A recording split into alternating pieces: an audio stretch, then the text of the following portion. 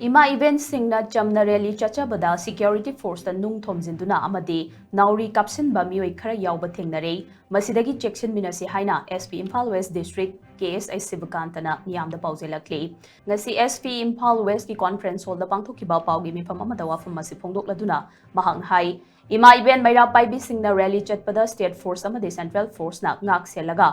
thokhaningda ba thodok sing thoktana ba hotnaduna lakli adubu laibak thibadi karigumba kanda ingna chikna democratic oiba mongda rally chachari irang thokhaningba anti social oiba element kharana khongjang gi maikhum uplaga security force ta nung thomjinba madi nauri kapsinduna irang sagatna ba hotna ba kaya thengnare hairiba mioi singasina rally horamdaida nauri maru 16 mm gi yot matek petrol bomb na chingba Yelambagi Pawama investigation dagi Kangbangam lay, Asiguma Tong Asina, Chumna Rally Chachariba Maida Pai Mai Bel Singda, Aso Open Hena Tola Pagi Maramama Oire, Police na Sumiam Yariba Makai, Asok Open Nang Handana Bahot na Yadubu, Fibam na Yaraktaba Matang Dan Yom Amagi Makada, Miam Tan Kaina Bahotna Bani, Law and Order to Gaina Bahona Rakliba anti social elements Singa Sige, Matakta Police na Su Ehen Mamiding Chang Bahoragane. Khongjang Changsilliba Ichilinaw Singna Democratic Oiba Mongda Khongjang Changsilbada Akaiba Amata Leite Adubu Public Property Mang Takhanba Achat Awok Singda Apanba Piba Maroina Ana Yek Doctor Ambulance Amadi Atai Emergency Service Singna Chathok Chasin Tawbada Apanba Pibigano Security Force Asi Miyam Ngak Sennabagidamak Leibane Security Force ka Miyam ga Onsim Naduna Muknaba Asinadi Kana ba Afaba Karisu Purak Pangamloy Maramaduna Miyamna su Khongjang Changsinba Matamda Hingsaga Loina ba Khongjang Changsin Bigano Lo Khutta Paibigano Lo Thugarak Labadi Logi Matungina Chap Chabe Action Lakani Haina Mahangna Haiki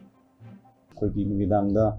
rally na chingba digi protest na chingba sometimes koi yamna peaceful oiba sometimes violent oiba suba incident khara laikre hairiba incident singsi saigi sigi matangda koigi press ki sinnaw singsu hena khangbiramani field loi lebanina kamaina hawri kamaina tawi si singse mayam su khangbi ubiri ngakani aduda aina haijaningbadi koigi police ki side tegi haijaningbadi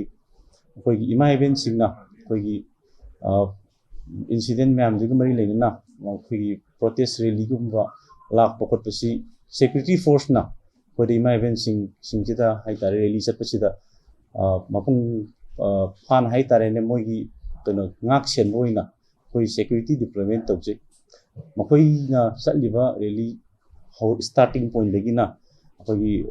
pantung phom pawba koi dum scenery dana kotana ngak sendana ayamba tawung ngakani koigi hawkibada kwakaikelom degi lakpa rally da tum koi phajana kodam le pawba kesampat pawba koigi mamai lehendana tear gas amta kapna kide koi phajana coordinate tawnaraga haibetare koigi soktana ba khotana ba adumba pamda thodok thoktana ba police ki side tegi maximum koi kino tawraga honajaraga haitare ne koi tear gas amta kaptabida kanamta da sei mache nama khon kanba mache nama thadabida phajana adum rally sing apung phana pangthoknagi adubu rally khara dadi ngasai gi rally gi koigi panthung phomdi yoraga mamai leiramda sida kanagumba maraktagi koigi nyoi khara tholaga hekta obstruction pisillaga ngasai gi rally si kaina na basilakpa adigi highway da wahising adigi akampet na chingba mayam sinadana koida security force ina ngangba adigi nung langjinba adigi petrol bomb na chingba langjinba siumba adigi nauri koigi yot koigi 16 mm yot chingji ka projectile na sinaraga nauri sumai sinaraga security force ta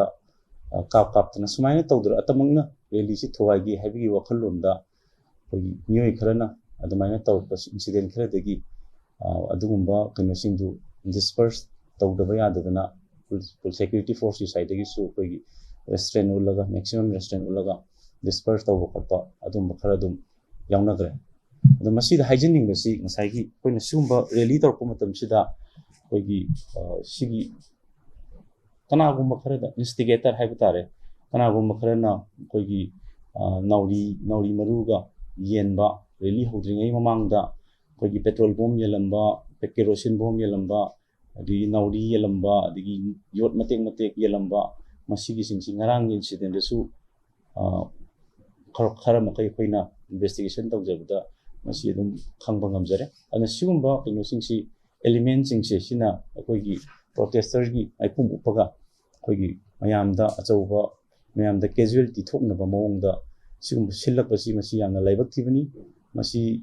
ꯇꯧꯍꯟꯖꯅꯤꯡꯗꯦ ꯃꯁꯤ ꯑꯥꯏꯟꯅ ꯌꯥꯕ ꯊꯕꯛꯁꯨ ꯅꯠꯇꯦ ꯑꯗꯨꯕꯨ ꯃꯁꯤ ꯌꯥꯝꯅ ꯂꯩꯕꯥꯛ ꯃꯆꯥ ꯇꯥꯗꯕ ꯑꯗꯨꯒꯨꯝꯕ ꯃꯈꯜꯒꯤ ꯊꯧꯔꯝꯁꯤꯡ ꯑꯃꯅꯤ ꯍꯥꯏꯅ ꯑꯩ ꯊꯝꯖꯒꯦ